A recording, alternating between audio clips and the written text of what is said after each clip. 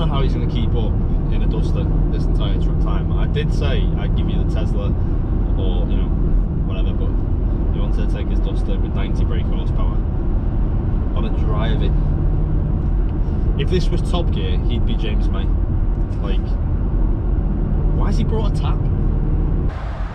So that's my prep. Where's your bed? I've got a bed in there. Sleeping bag, I brought two just in case. Where's the pump to blow up the bed? You've got it. I hope. Right. That's as far as my planning went. Where's your food? What? Where's your food? I've left it in the house. And I'm not even messing. Oh, I've left all my drinks. Why have you as well. brought an axe? The screws fell off. This is clearly not very well planned. Just in case, you know what I mean? These get stolen a lot and I'm going to be in it. So we're planning on staying overnight in the cars because you wanted to do that for some reason. Yeah, so I've got curtains for the cars, so you can't see in when overnight, and I'm guessing you've got that somewhere. No, I've got window tints. So you're going to look like a dogger. Yes. And that's pretty much all I've got. We're going to have to head back to mine though because I forgot everything. It's alright, we'll leave it. Right.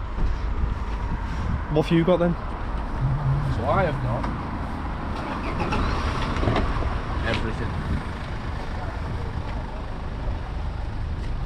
Piss pot for overnight. Actually, I haven't thought that far through. A skull shaver. You haven't bought a shaver? Just to top up so I don't get any more hair. This is absolutely insane. I've got a tap for my water. Oh, you've not brought water? No, I forgot everything. See, I have. Yeah, but I brought money.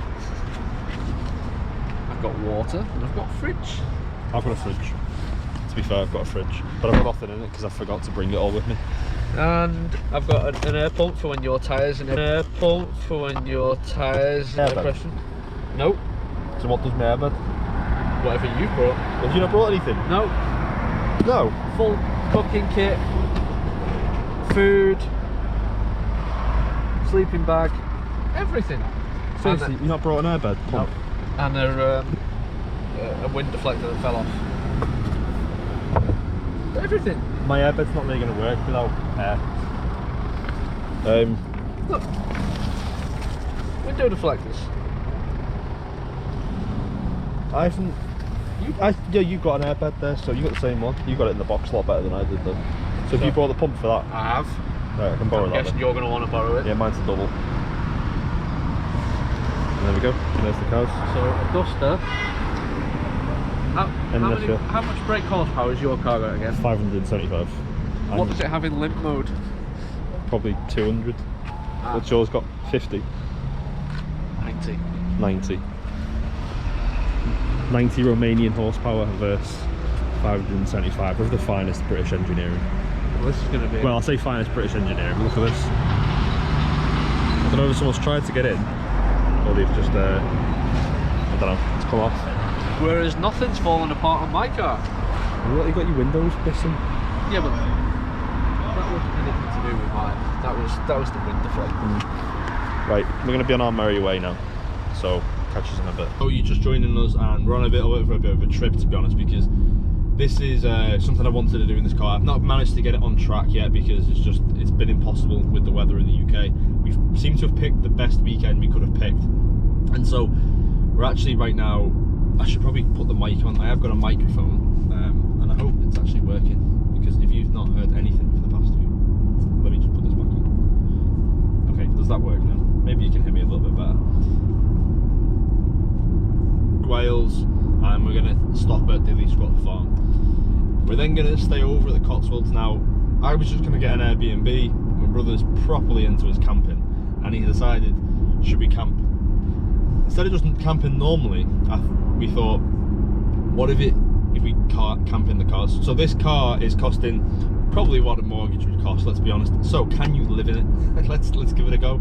So we're going to stay overnight in the cars. I've not prepped. I've brought an airbed with no blowy uppy thing, and yeah, a sleeping bag. So we'll see how we go. It's probably going to be absolutely freezing. It is 3 degrees. It's been exactly over a year now since I've had this car. In fact, it's been about, I don't know, 15 months or something like that.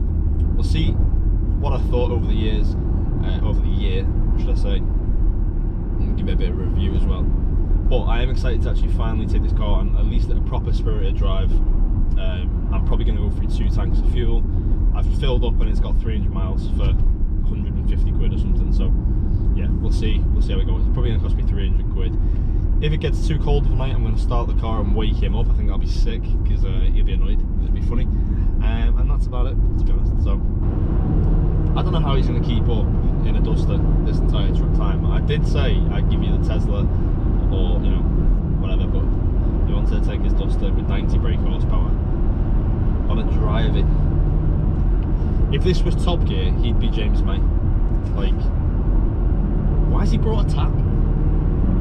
The thrill of driving in this SVR for the past year has been incredible. Like, I think the thing for me is that you drive in and you're enjoying the car and it's just the smiles, but when you're not driving it, you start thinking, you know, is it worth keeping? Is it worth having? But then you do something like this and then you realise just how good it is. Not only is it daily, but it can be something where you can do a trip. You know, you're going to test out, can you even live in it maybe, but it's the performance aspect as well that you'll unlock when you want to go on a nice drive. Something that's just, you won't get in a, especially like an electric car. Now, listen, I like electric cars, but they don't do that, and that's the problem. That's the problem with them. And if I do get rid of this,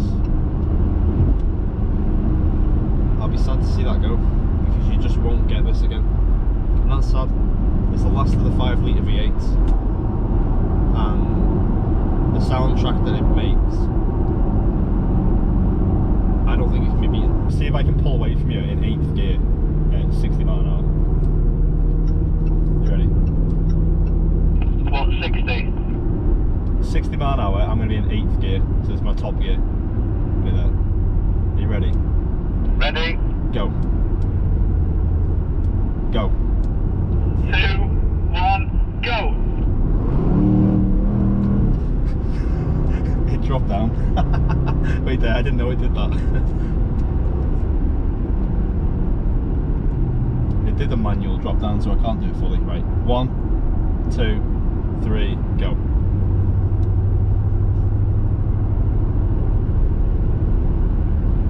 Oh, oh.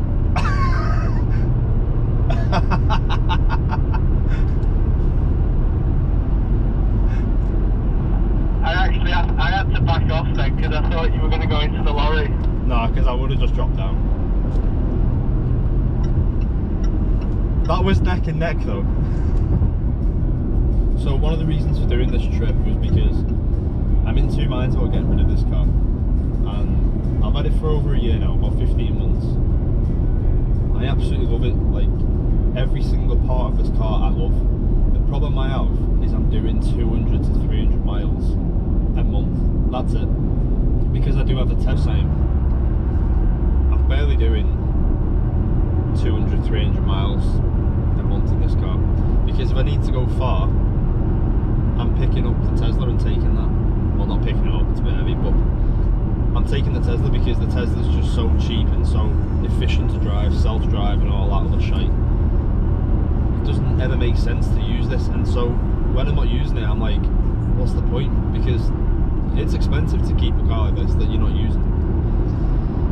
So yeah, so I'm doing 200 to 300 miles a month, and it's just not enough at the minute, and I just feel like for the car, for what it is, I don't know. So, as I was saying before, just don't know whether to keep this car. The amount of miles I'm doing in it is just not enough to justify the cost for what it is, because one of the things I'm looking at getting is a McLaren 570S. Now if I do that, obviously I don't mind doing 200 or 300 miles a month in that for the price of the car, because it's what it's supposed to do, but this is supposed to be my daily car and I'm not using it as a daily car. So therefore, what's the point in having an all-round car when I should just go full sports car? That's what I'm thinking. Would love a Huracan, but probably just not yet. There's a few things I want to do with the business and stuff like that. So at the minute, that's probably slightly out of budget. But one thing I do want to get is a McLaren. I just don't know whether to do it because the UK roads and the ability to drive in, it's probably a bad time. So I think, well, the best solution is to get rid of this. We'll see how I feel at the end of this trip, by the way, but it's to get rid of this, get something sensible for the winter, and then go full summer bliss. But I did want to move to Cyprus as well. So there's too many things on my mind, and when you're not using the car, then that starts thinking, well, you might as well get rid of it because you're not using it and you don't know what your plans are. And that's the situation I'm in, which is why I've came on this trip. So when I told John and my brother, I said to him, do you want to come on this road trip with me? And he said, yeah. And I said, I can give you the Tesla. And he said, no, he wants to do it in a Duster. Don't know why he wanted to do it in a Duster, but he did. And he thought, well, it's camping him. So I thought that would be pretty interesting to actually see if we can live in the car. Since it costs, you know, a decent bit, probably what the mortgage should be. And that's not like an ego flex, it's expensive. So can you actually live in a car? Probably not, but let's see it for a day and see what happens. But yeah, I don't know, I'll be sad to see this car go. At the minute, I just don't know if it's worth it. And over the course of this journey, I will do updates on how much this car has cost me over the year, and also, you know, what it's costing this trip as well. Problems with Wales is that there's just speed cameras and speed limit averages everywhere. They've got all these nice open roads and they go and do this. Stop being such a nanny state. Like, I don't know, it's so frustrating. See, I'm used to roads.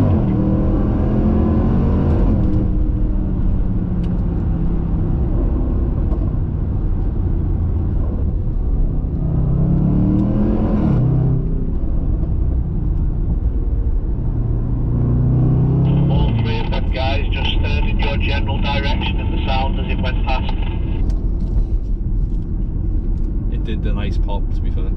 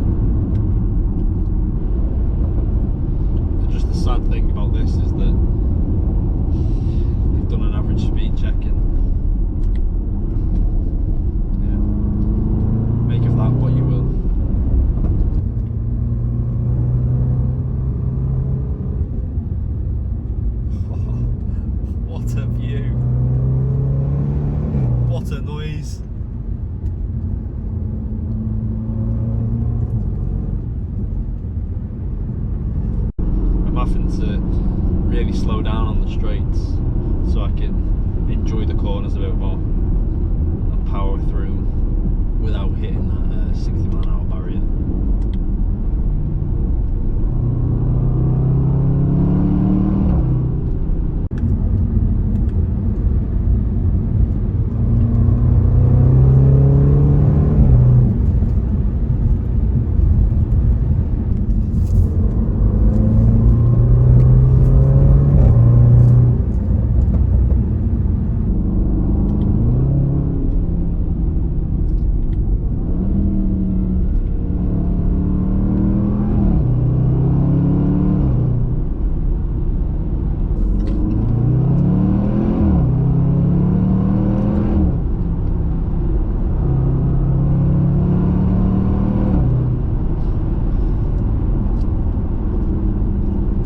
Roads are better than the bloody triangle.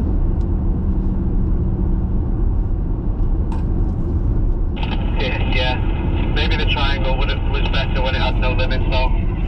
Yeah, I think that's it. I think because they've ruined that, I think these other roads will actually be better because they're just the beat roads, aren't they? And you just do what you want. Oh, some exciting news. Go on. My fuel bar's moved. I'm almost on half a tank and I'm not even messing. I think this is going to be 3 or 4 tanks, I'm not going to lie.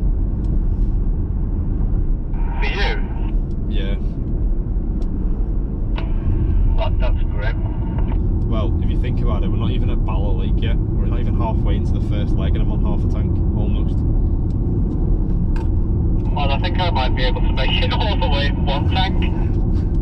Being serious? Yeah, well, the mighty duster ploughs on, but the SVR is just drinking. All the CO2 environmental things that the Welsh have done, this car's reversing. I'm proud of it.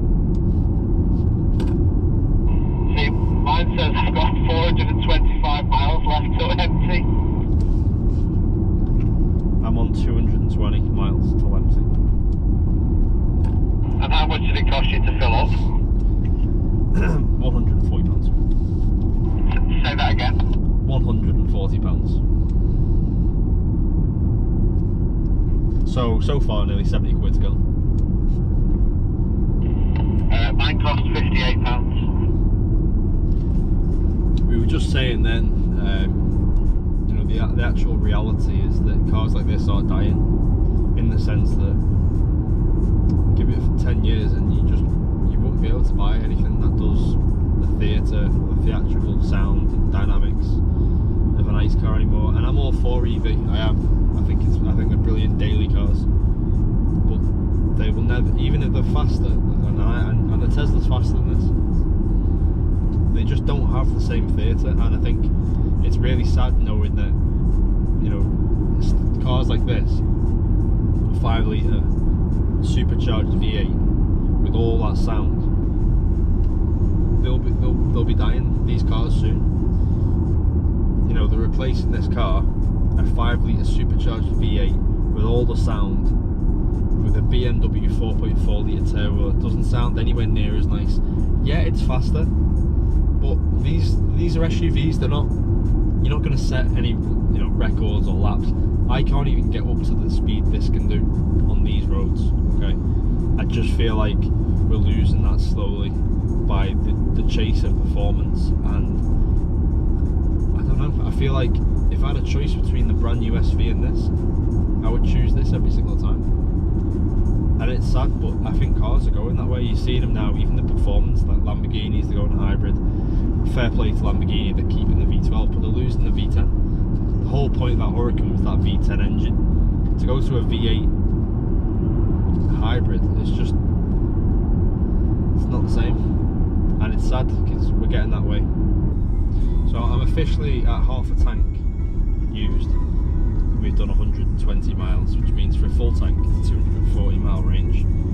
Not ideal, because that was 150 quid, because at the minute it's £1.50 a litre near me for premium, unleaded. 160 if you go to Shell. So use Tesco Momentum, little tip there. But I mean, you know, it is what it is for a car like this. Expected. It's just, he's got a 50 litre tank, this is 100. And he's used not even a quarter of his tank. And this is used all of his, which is just crazy. But there's a difference in performance, and that's why it comes from opposite. But I'm paying for my fuel currently off my trades this week, which has been fantastic. So one of the things I do is day trade. I've talked about it before, and it's, to be honest, it enabled me to get stuff like this car, and live a bit of a decent lifestyle.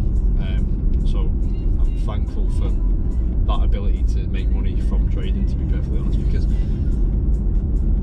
you can do it anywhere. And I wish I did start a little bit sooner, but yeah, it's a nice skill to have. And I know I've talked about it before, but FX Bullsheet, a great journal, a back testing tool now as well. So the back testing, it'll change your game, it'll give you the confidence to make trades, know if your strategy is working. You can also see different strategy stats, so if you do sessions on a certain strategy and sessions on another strategy, you can see the data behind them both on the back testing. And yeah, you can use something like TradeZella, or you can use FX Replay, but you'd be paying more than double, and you're getting the same features, if not a little bit worse, to be perfectly honest. So check them out. It's, if you're into trading, if you're not, then just whatever. But if you are, or you're considering it, use something like FX Bullsheet. We've just pulled up at this absolutely scenes. I don't know if I can swivel this the entire way around. I'll show you in a sec. Wow, red face from the glasses.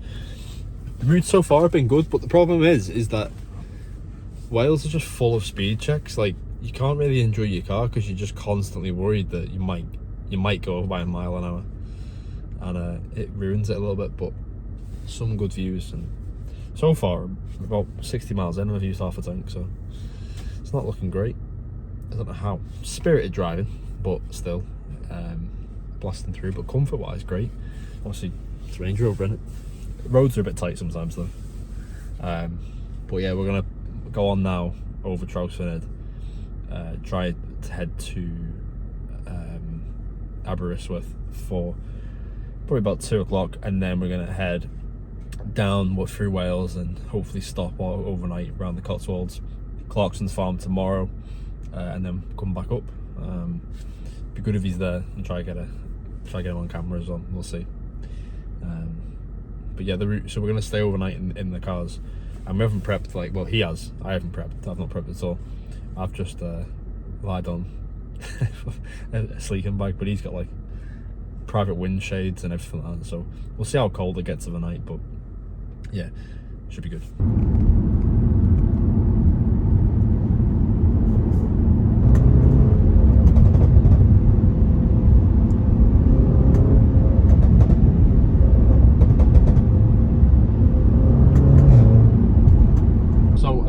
We're going to stay in these cars overnight.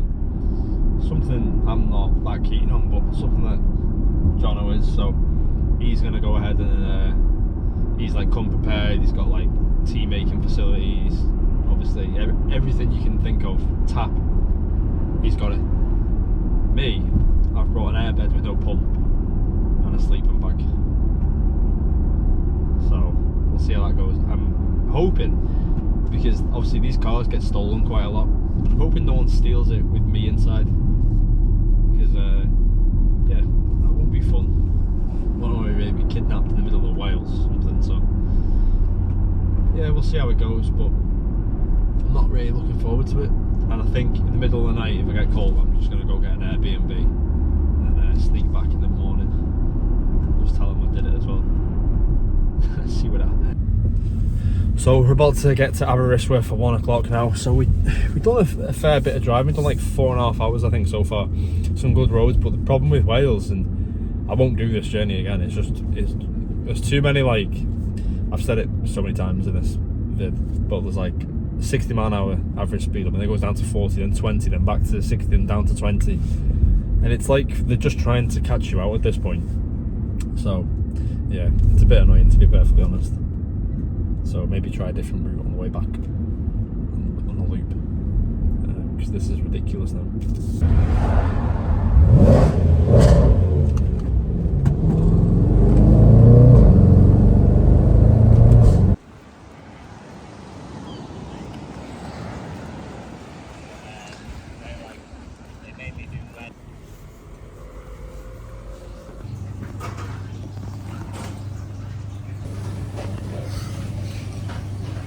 For some reason he's put his pie upside down. Why does my head look really red? Shining like a light bulb.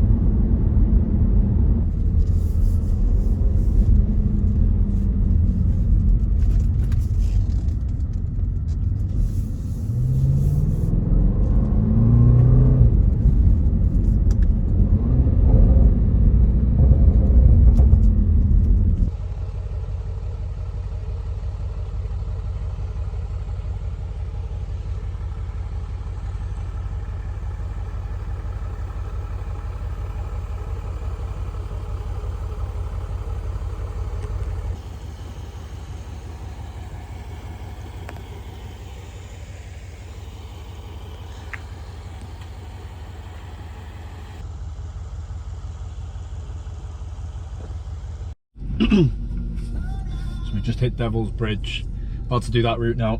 It's quite a nice route, to be honest, looks like. And we've parked up for about 10 minutes, so there's no cars in front of us, so hopefully we get a good run on it as well. And I'll probably meet back up with him in about 10 minutes because he's going to be behind me. I'll try to get some footage of it. If he hurries up, we're going to get a car in front of us soon.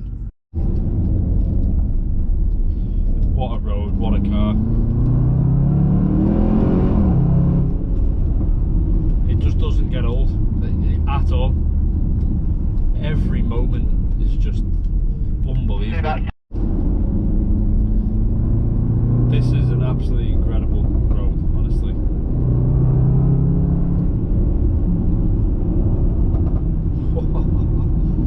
Thing is, like, I can't explain it. There's just something special about this car. There really is. I don't think I've ever felt like this about anything. And I've had a 135i, and you know, I've driven other cars, but I don't know. It's the engine. The engine is the focal point of this car.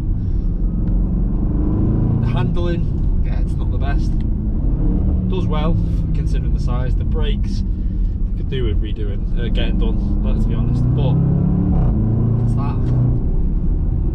And I can only think what having that engine in something like an F-Type would feel like. And maybe that's the best way to enjoy this engine. But obviously, you couldn't camp out in an F-Type. So the swings and roundabouts to that.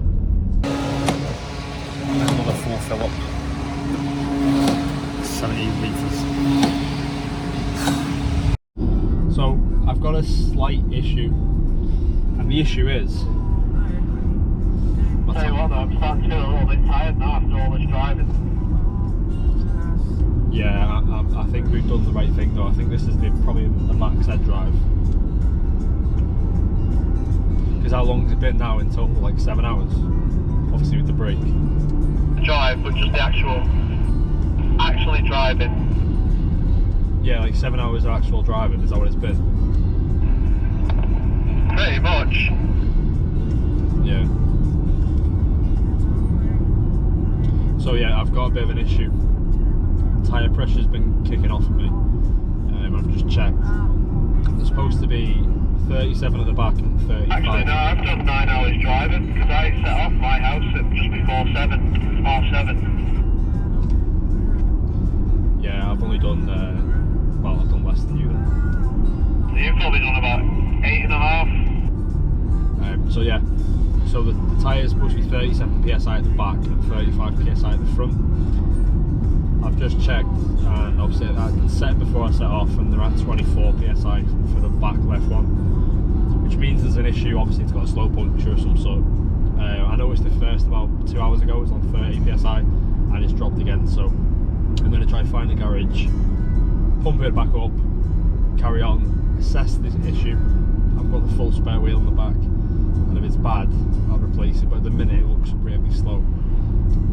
We've done 300 miles or so right now, and to only have lost that much PSI is not too bad. So it's really slow, but obviously dangerous. So I'm going to pull over and try sort that out. Hopefully it's not too bad. Stick around, see what happens. Coming up to the last hour now, and I'm feeling a bit tired now, to be honest. So quite good that we're stopping now. But yeah, 1 more hour, and then. But I've refilled up and re-put air in the tyre, so the tyre has tyre fluid juice. The problem is, I've just checked, I put 40 psi in, I've got 37 again, so it's coming down a bit quicker now than what it was. So I don't know what I'm going to wake up with it on in the morning. We have got the tyre thing, and I have got a full tyre as well, so I might have to switch that. We'll see how it goes, but otherwise the car's been great. Yeah, no problems at all. Touch wood. But now we got to find like a little camp thing to park up and, I don't know, like a lay-by, I guess, and set up for the night. So we'll show you that, and we've got to cook some food and stuff like that as well. It's an adventure, I'll give it that. But yeah, we'll see how it plays out, because I reckon it's going to be fucking freezing as well. That's the only problem. So we've made it to our little camping spot for the night. I'm just setting up, and a double airbag does fit in an SVR if anyone's wondering. It's fucking freezing. Sick though, look. Like a little lay-by on the side of the road. But yeah, this is base for tonight. The stars, I wish I could show you, unreal. Can't see me, so I'm gonna go. But yeah, we're set up and then we're gonna eat food and test out. Annoyingly, it's got a TV, but I won't be able to do it because battery's gonna turn off after about 5 minutes, so never mind. Let's go. Meanwhile, car grills over here. Look what he's got though. He's got like panels on all his windows. I can't even see.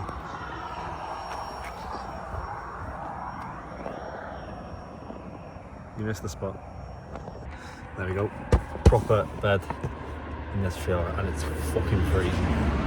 These cars are a bit annoying. I still haven't figured that out. I did think about using the parcel shelf, but it doesn't work because it retracts. And then I thought I could tie it down, just tie it open. But it's probably going to spring and clip me in the head of the night, so I think I'm just going to put my coat over my head. But it fits, which is good because I didn't check. Meanwhile, he's got a tent inside his car.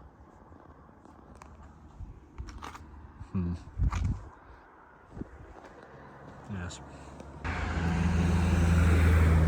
Anyway, I've brought my plate.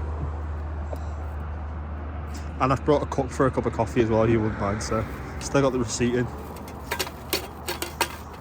Fucking hell, his lights are as bright as the sun. Basically, to prepare for car camping, you don't need to prepare, you just bring someone who's prepared. I'm sorry. Do you want the light on? Got some food on again. I don't know why I said it like that. Yeah, just a bit of pasta, getting prepared, do you know what I mean, mate? Yeah, I think you'll find that's my zone. Nice then. Who's do you reckon's better? Hell, it is warm that, you know, you're catching duster on fire. So I found the culprit of my tyre wheels. That's not so obvious. And I probably should reverse the car back over that, you know, put pressure on it.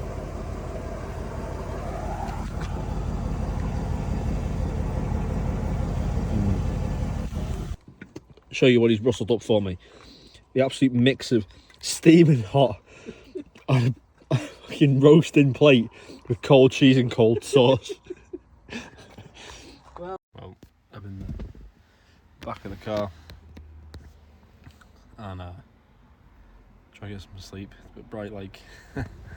This is fucking weird. This is one of the weirdest things I've ever done in my life, but it's an experience. I'm probably the only person who's ever slept in an SVR. I'm not even gonna lie. It's probably never happened before. I've got a double bed, but the seats don't fall flat, so that is a flaw. So, yeah, some consumer advice: if you're gonna sleep in your SVR or your Range Rover, seats don't fall completely flat, so you are at an angle. But otherwise, fairly comfy.